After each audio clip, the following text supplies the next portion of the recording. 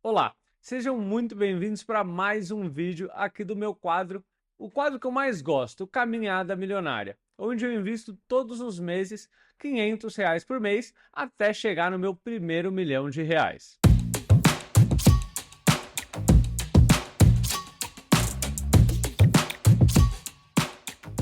E antes da gente começar mostrando o que eu comprei, quais resultados a gente teve no mês passado, eu queria fazer um comentário sobre a carteira e a estratégia que eu tenho. Primeiro ponto é, eu tenho recebido alguns questionamentos do porquê eu não invisto em ações atualmente, Bitcoin e alguns outros produtos um pouco mais arrojados, vamos dizer assim. E o grande ponto é que a minha carteira ela tem uma função complementar à minha carteira principal, que são os consórcios. Então, tudo que vocês veem todos os meses aqui, na verdade, são complementos de suporte para complementar a estratégia com consórcio. Então, por conta disso, eu até vou explicar um pouco melhor para vocês como que eu faço para investir com consórcio. Porque sei que quando a gente fala de consórcio, pouca gente sabe de fato como investir. E boa parte dos produtos são muito ruins para os clientes.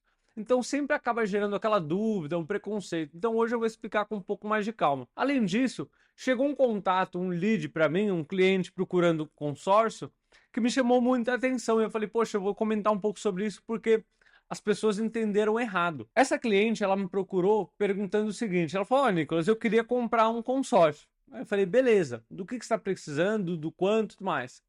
E quando eu perguntei, ela falou, não, eu só quero o mais barato que tiver. Só que eu falei para ela, mas qual crédito você está buscando, né? E, inclusive era um consórcio de automóvel. Ela falou, não, eu quero o mais barato que tiver. Aí eu falei para ela, eu não consigo te apresentar qualquer consórcio procurando só a parcela mais baixa, porque existem consórcios num período de 50 meses e 120 meses. Se eu te apresentar um consórcio de 120 meses, possivelmente a parcela dele vai ser menor do que a de 50 meses, mesmo que o crédito seja maior, porque dilui num prazo maior o saldo devedor, né? E aí, quando eu questionei um pouco mais, eu fui um pouco incisivo no sentido de que, olha, não vou te passar uma tabela porque não faz sentido nenhum. Ela falou, não, na verdade eu só tô querendo comprar porque eu vou juntando dinheiro, é uma forma de eu ter consistência de juntar dinheiro, porque daqui uns 3 anos eu vou casar. E aí eu queria daqui 3 anos ter essa grana, porque quando contemplar eu vou vender essa carta. Aí eu falei, opa, tem coisa errada aqui. Porque com consórcio não faz sentido nenhum. Primeiro, consórcio de automóvel para investimento, para construir patrimônio, é muito ruim. Segundo, você não sabe quando vai ser sorteado no consórcio. Ainda mais que ela não tinha lance, então não faria sentido nenhum. E outro ponto, se ela tivesse dinheiro para lance, ela não tem como vender essa carta contemplada, porque se a pessoa tem dinheiro para dar lance, para que ela vai te pagar ágio por isso? Então tinha muita coisa torta e eu percebi que ela falou para mim, não, porque eu já tenho outra carta que que eu contratei com esse foco. E provavelmente o que vai acontecer é, ela não vai ter o resultado esperado e vai falar mal do consórcio, porque ela já tem uma. Eu barrei a venda, né? Falei para ela, olha, deixa o dinheiro numa caixinha do Nubank, no Tesouro Selic ou algum outro lugar que seja seguro que você possa sacar o dinheiro daqui a 2, 3 anos, conforme você precisa. Então eu percebi que o grande ponto é a venda da outra pessoa que fez, o corno que fez a outra venda, foi muito torta, muito ruim. Então, por conta disso, com certeza ela vai se frustrar com o resultado e vai falar que o consórcio é muito ruim. Mas o consórcio nada mais é do que uma ferramenta. Se você tentar bater um prego com uma chave de fenda, não vai funcionar. E é exatamente isso que essa cliente está fazendo. Ou seja, o resultado vai ser muito ruim. Não adianta não entender para que serve a ferramenta e tentar usá-la. Um ponto importante, eu estou falando meio estranho assim, vocês vão perceber que nos próximos vídeos eu ainda vou ter que falar um pouco estranho. Eu tive que fazer uma cirurgia na boca e por conta disso eu estou usando um aparelho, então ainda não estou falando muito legal. Mas eu não quis parar de gravar, estava meio tendo essa decisão, né? Será que eu parava por um tempo? Mas eu falei, não, vou continuar com esse compromisso que eu tenho aqui, mesmo falando estranho, vai do jeito que dá, né? Nem sempre a gente tem a melhor condição do mundo para fazer. Mas já que eu dei essa introdução da funcionalidade da minha carteira e também expliquei um pouco desse lead que me chamou a atenção, eu resolvi explicar um pouco a estratégia de fato, como que se ganha dinheiro com consórcio, justamente para que vocês entendam. A maior parte de vocês conhece muito mais fundo imobiliário, ações, renda fixa e tudo mais. Mas eu vou mostrar como isso complementa. Bom, e para explicar agora como que de fato se investe em consórcio, eu resolvi montar essa lousa aqui para ficar mais fácil para vocês. Imagina que a gente está olhando um consórcio com um prazo de 216 meses. Esse aqui é um consórcio de imóveis, inclusive. É muito raro ter consórcio de automóvel desse tamanho. Então esse é o primeiro ponto pelo qual a moça que me procurou estava fazendo uma estratégia um pouco errada.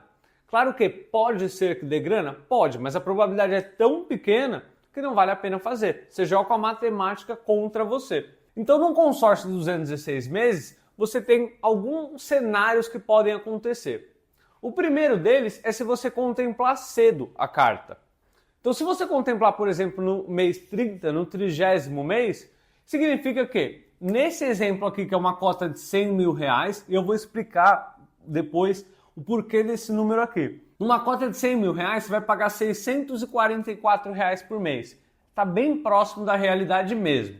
Então, se você no 30º mês contemplar, significa que você vai ter pago até então R$19.300 reais. E aí você vai pegar esse crédito que te possibilita comprar um imóvel e oferecer para outra pessoa. Essa pessoa vai enxergar um crédito mais barato do que o financiamento, que é o que a gente faz aqui no escritório, e ela fala, olha, eu prefiro te pagar 30 mil reais por essa carta do que por um financiamento. Então você consegue vender essa carta por 30 mil reais. Esse é um exemplo. Então se você comprou a carta e pagou 644 reais por mês, ou seja, um total de 19 mil, e recebeu 30 mil reais, significa que você teve um lucro de 2,87 ao mês. Um detalhe, até 35 mil de venda, isso é isento de imposto de renda. Então, se você comparasse com uma renda fixa, não seria uma renda fixa com 2,87, seria uma renda fixa que renderia mais, porque você ainda teria que pagar o IR sobre essas parcelas aqui, sobre esse lucro. Então, esse cenário aqui, ele acontece mais ou menos até o mês 60. Por que acontece isso? Até esse mês você consegue ter um lucro muito bom vendendo a carta contemplada. A partir daqui já não vale tanto a pena, porque você vai ter pago um valor tão alto que já não vai fazer sentido a pessoa te pagar aquilo mais um ágio por isso. Então a gente já vai para o segundo cenário. Outro ponto importante, eu não estou considerando a inflação aqui, porque esse é o pior cenário, que a inflação não exista nessas parcelas. Muita gente acha que a inflação trabalha contra o consórcio enquanto ele não é contemplado, mas é um engano. Na verdade, quando o crédito reajusta com a inflação e a parcela também, isso favorece que a gente estenda esse prazo. Porque no começo eu conseguia cobrar 30 mil de 100 mil. Aí essa carta sofre um reajuste e eu consigo cobrar 30% de 110 mil. Então me dá mais folga para vender a carta contemplada. Então até o mês 60, mais ou menos, a gente consegue ter um lucro muito bom. A partir daí a gente muda a estratégia. Inclusive, se você quiser saber no detalhe como que se investe em consórcio, destrinchando cada uma dessas etapas, eu vou deixar aqui na descrição um vídeo do aulão completo. E se você tiver dúvida e quiser saber mais, me chama. Eu vou deixar aqui o link para você ter uma consultoria comigo. No segundo cenário, eu coloquei aqui que a gente teria pago 90 parcelas. Então a gente teria pago até então 58 mil reais. Então vamos supor que depois desse período todo a carta foi contemplada. Então, a pessoa teria um crédito na mão de 100 mil reais. Lembra, eu não estou considerando a inflação, senão o crédito seria bem maior e o que eu teria pago seria maior também, mas o crédito teria reajustado uma proporção maior. E a partir desse momento, esse crédito de 100 mil reais, ele fica num fundo rendendo diariamente, um fundo de renda fixa. Então você vai ter rendimento sobre os 100 mil reais, sendo que você pagou só 58. Então, ou você pode nesse momento comprar um imóvel, colocar o imóvel para alugar e com o próprio valor do inquilino pagar a parcela do consórcio. Isso é possível fazer. Então o que aconteceria na prática? Eu teria nesse momento aqui, depois de 90 meses, comprado um imóvel de 100 mil reais. Eu estou usando 100 mil, eu sei que é muito difícil achar um imóvel de 100 mil reais. Mas essa escala serve para 100, 200, 300, 400, 500. Eu só estou usando 100 para ser mais didático. E tem um motivo pelo qual eu vou explicar isso depois. Nesse momento aqui, se eu tivesse comprado um imóvel, ele seria meu e o inquilino pagaria as parcelas até o mês 216, quando nesse momento o imóvel já teria quitado e todo o aluguel seria meu. Então o que aconteceria? Eu teria pago 58 mil reais nesse momento, no mês 90, eu compraria um imóvel de 100 mil e daqui a 10 anos aproximadamente, quanto que valeria esse imóvel? Não sei, depende. Depende da região, depende de uma série de coisas. Mas eu ganharia toda a valorização partindo de 100 mil, sendo que eu só paguei 58 e o inquilino pagou todas as parcelas. Aí você pode me falar, pô, Nicolas, mas o imóvel não vai ficar alocado 100% de tempo, vai ter que fazer manutenção, vai trocar de inquilino. Ou, vamos supor que não consiga pagar 100% da parcela. Não tem problema. Vamos supor que o inquilino consiga, se você considerar tudo, inadimplência, reforma e etc., o inquilino consiga pagar 70% da parcela. Tá ótimo. Ele pagou 70% da metade do imóvel praticamente e você comprou esse imóvel com um baita desconto. Daqui a 10 anos esse imóvel vai valer muito mais. Então essa é uma possibilidade que a gente tem. E aí vamos para o terceiro cenário. Passou dos 90 meses e foi contemplar lá no final. Você é o mais azarado de todos. Você foi o último a ser contemplado, por exemplo. O que acontece é, muita gente acha que é um cenário desastroso, porque, poxa, eu podia ter, aqui era bom, mas aqui já é muito ruim. Eu vou mostrar para vocês a dinâmica de como funciona o reajuste dos consórcios. Imagina um consórcio de um bem aleatório de R$100, que tenha 10 pessoas nesse grupo. Ou seja, significa que cada uma vai pagar R$10 por mês. Claro, pessoal, que tem taxa administrativa, tem tudo mais. Mas aqui é um efeito didático para vocês entenderem como que funciona. Então, se depois de um ano tem um reajuste de 10%, significa que aquele bem que era de 100 vai para 110. E todo mundo vai passar a pagar a parcela de R$11. E assim por diante. E vai tendo reajuste. Perceba que eu coloquei um reajuste uniforme aqui de R$10. Claro que um reajuste de 190 para 200 não é 10%, é muito menos. Mas eu fiz só para ficar mais didático. Então, a pessoa que contemplou aqui, ela venderia com baita lucro. Ou aqui, venderia com baita lucro, nesse primeiro bloco, que é isso aqui. A pessoa que contemplou aqui, ela teria pago esse valor, ou seja, a soma dessas parcelas, que é o que a gente simulou aqui, e teria esse crédito aqui reajustado. Então aqui ela conseguiria alavancar muito bem. Ela conseguiria comprar o imóvel, colocar o inquilino, ou deixar rendendo para sacar no final, e assim por diante. Agora, a pessoa que foi a última a ser contemplada, a azarada, você pode falar, poxa, essa se ferrou. E o grande ponto é que, se somar todas as parcelas, ela pagou 165 mil. Ou, melhor, 165, né, nesse nosso exemplo. E aí ela vai receber 200. Perceba que aqui a gente colocou só 10 reajustes, praticamente. Né? 1, 2, 3, 4, 5, 6, 7, 8, 9, 10. 10 reajustes. Aqui a gente vai passar por muito mais do que isso. Então a diferença do que você pagou e o que você vai receber aumenta muito. Então mesmo a última pessoa que passou pela chance de vender a carta contemplada, de comprar imóvel com desconto, mesmo essa pessoa, no pior cenário, ela vai ter um rendimento. Claro que não é o melhor rendimento do mundo, mas no pior cenário você ainda ganha grana. Por isso que a minha estratégia de investimento principal é essa. Isso aqui, por que eu falei do 100k? Porque a ideia é que cada vez eu compre mais cotas. Porque se uma contemplar aqui, ela me dá dinheiro para comprar duas cotas. Ou aqui que eu alugo o imóvel, me gera caixa para comprar mais 2 cotas. E aí eu vou fazendo uma bola de neve com esses créditos. Então essa é a grande estratégia. E você pode me falar, pô, mas eu fui lá no banco e o gerente me ofereceu, eu acho que não faz sentido isso. De fato, 95% dos consórcios do Brasil não conseguem fazer isso. Porque são grupos muito grandes e que a chance de você ser contemplado aqui é nula. Por exemplo, imagina um grupo com 3 mil pessoas, de 216 meses. Significa que, e um grupo ainda que tenha um sorteio só por mês. Significa que 216 pessoas vão ser sorteadas e o resto das 2.800 pessoas vão ficar a ver navio se não derem lance. Então, um grupo muito ruim.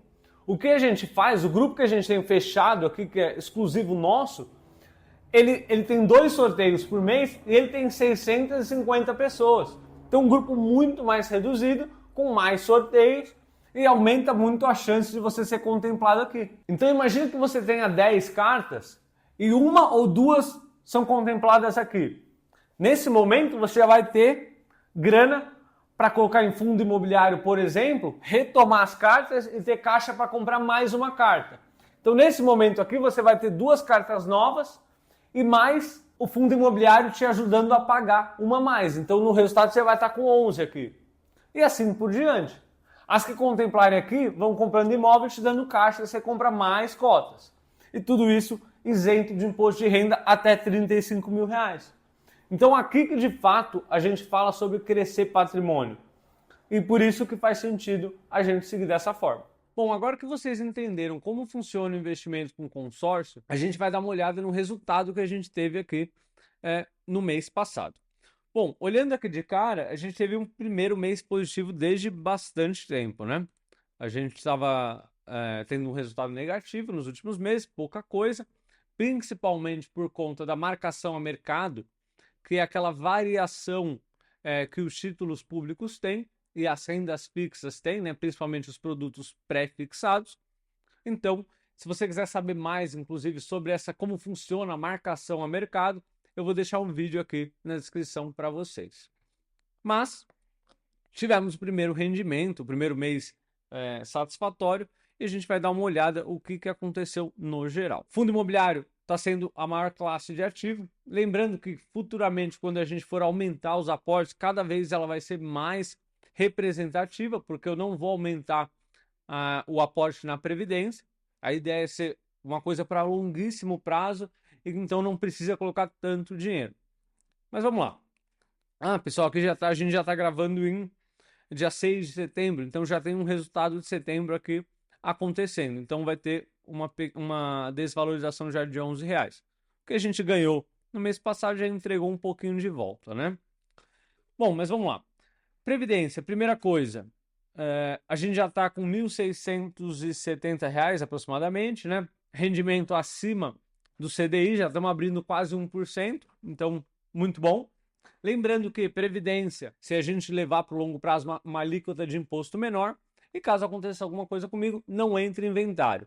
E olha que legal, pessoal, a gente começou em janeiro, ou seja, 9 meses que a gente está investindo, e o próprio rendimento já está chegando perto de pagar metade de uma parcela. Provavelmente até o fim do ano ali, a gente já vai ter algo próximo de 50%, 60% de uma parcela. Ou seja, eu coloquei do bolso 12 parcelas e o próprio juros já estão entregando quase meia parcela. E isso cada vez vai ficar mais representativo. Provavelmente no ano que vem vai completar uma parcela, no outro ano já vai dar 2, 3, 4 e vai acumulando por conta dos juros compostos. Isso é muito importante. Então aqui, sem nenhuma surpresa, né? Quando a gente volta aqui para os ativos, se a gente olhar os fundos imobiliários, que a gente tem XPML, BCFF11 e o KNRI, os três estão com resultados, o KNE está com resultado mais negativo. Lembrando que a gente está falando aqui da negociação indireta de imóveis. Então, quando cai o valor, eu fico animado para comprar mais, porque os imóveis estão com contratos lá na ponta e estão gerando receita. Então, se eu tiver a oportunidade de comprar mais por um valor mais baixo e receber o mesmo aluguel, show de bola, isso é ótimo. Então, isso não me preocupa, esse rendimento negativo, né? Na verdade, eu enxergo como uma oportunidade. Por isso que eu não me atenho tanto exclusivamente à rentabilidade da carteira. Isso, para mim, não é importante, porque tem realmente um pouquinho de volatilidade nos ativos, né? Último bloco aqui da carteira, a gente tem um pouquinho de Tesouro IPCA, que é o que recebe a marcação a mercado. Lembrando, pessoal, quando eu compro um Tesouro IPCA+, que é aquele que fala, olha, você vai receber 6% mais o IPCA.